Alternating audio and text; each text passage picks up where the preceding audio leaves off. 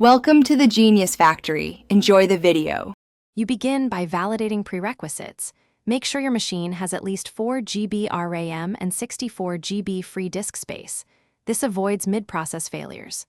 Once checked, create a full backup to an external drive or cloud so you can recover quickly if anything goes wrong.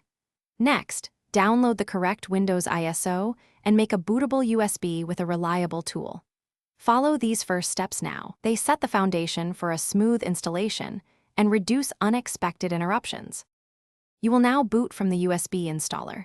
Reboot and enter UEFI/BIOS to set the USB as first boot device, and disable Secure Boot only if the installer demands it. During setup, choose Custom Install to partition or format the target drive. This gives you control and avoids leftover clutter. After core files copy, install chipset and network drivers first, create your user account, and let Windows update. These steps complete the system foundation and prevent driver conflicts later. You finish by installing security software, adjusting privacy and sync options, and enabling file history or another backup routine so your data remains safe.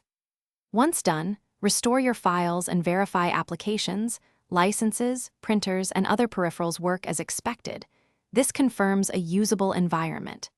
If the system fails to boot, use your recovery USB to run startup repair, and if needed, open a command prompt to run chkdsk and fix disk errors. Thanks for watching. If you found this helpful, don't forget to like and subscribe.